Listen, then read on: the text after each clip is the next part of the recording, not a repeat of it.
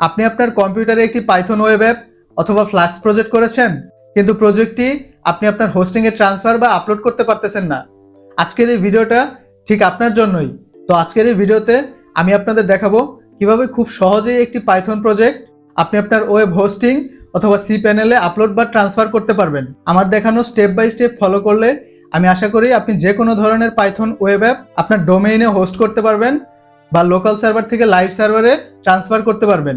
Last ভিডিওতে আমি আপনাদের যে এআই ইমেজ জেনারেটর ওয়েব অ্যাপটি বানিয়ে দেখিয়েছিলাম, সেই ওয়েব অ্যাপটি আমার হোস্টিংয়ে ট্রান্সফার করব। তো চলেন আর কথা না বলে কাজ শুরু করি। দেখতে পাচ্ছেন এই হচ্ছে আগের ভিডিওর সেই প্রজেক্ট।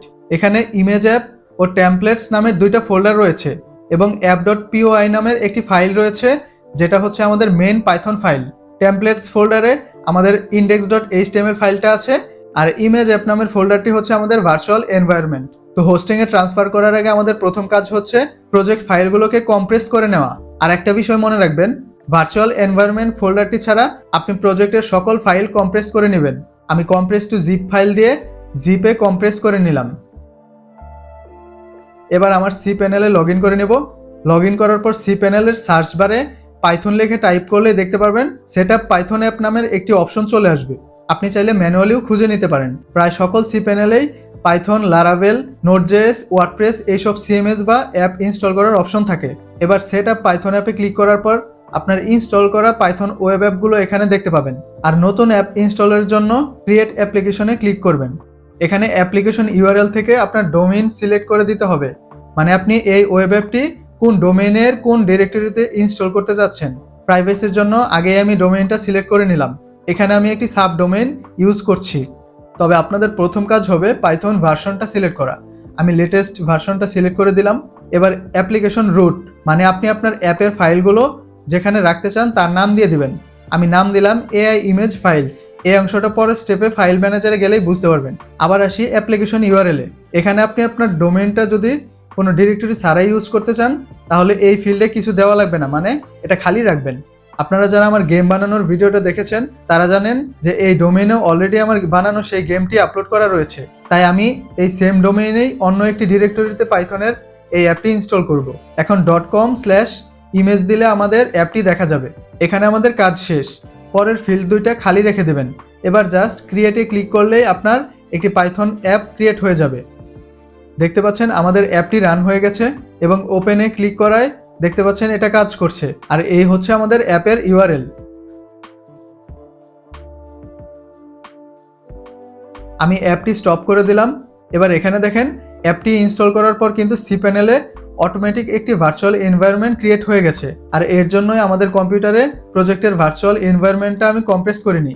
এবার নেক্সট স্টেপে আমাদের কাজ হচ্ছে আমরা প্রজেক্টে যেই সকল মডিউল ইনস্টল করেছিলাম সবগুলো মডিউল সি প্যানেলের এই ভার্চুয়াল এনভায়রনমেন্টে ইনস্টল করে নেওয়া। তো এই প্রসেসটা আসলে অনেকভাবেই করা যায়, তবে আমি সাধারণত যেভাবে করি সেটাই আপনাদের দেখাচ্ছি। এখানে যেই কমান্ডটা দেখতে পাচ্ছেন সেটা কপি করে নেবেন। এখানে ক্লিক করলেই কপি হয়ে যাবে। এবার সি প্যানেলের টার্মিনালটা ওপেন করবেন। অনেকের হয়তো সি প্যানেলে টার্মিনাল অপশনটা এনেবল নাও থাকতে পারে, সেই ক্ষেত্রে টার্মিনালটা এনেবল করে নিতে হবে। এরপর টার্মিনালে গিয়ে কপি করা কমান্ডটা পেস্ট করে দিলেই দেখবেন আমাদের ভার্চুয়াল এনভায়রনমেন্ট ফোল্ডারে চলে আসবে। এবার এখানে মডিউলগুলো ইনস্টল করে নেবেন।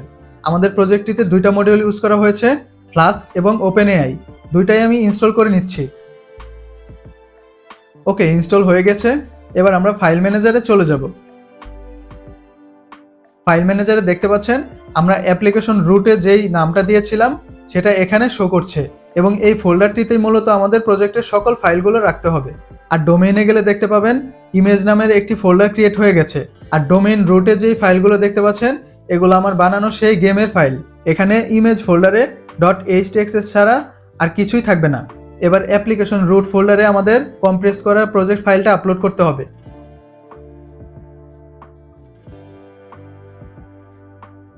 আপলোড হয়ে গিয়েছে। এবার এক্সট্রাক্ট বা আনজিপ করে নেব। জিপ ফাইলটা আমি ডিলিট করে দিলাম। এবার লাস্ট স্টেপে এই প্যাসেঞ্জার WSGI ফাইলটা একটু এডিট করতে হবে। এখানে যা কিছু আছে সব ক্লিয়ার করে দিয়ে জাস্ট এই লাইনটা লিখে ফাইলটা সেভ করে দেবেন। আমাদের কাজ শেষ। এবার অ্যাপ্লিকেশনটা স্টার্ট করলেই দেখবেন আপনার অ্যাপটা রান হয়ে যাবে কোনো ধরনের এরর ছাড়াই।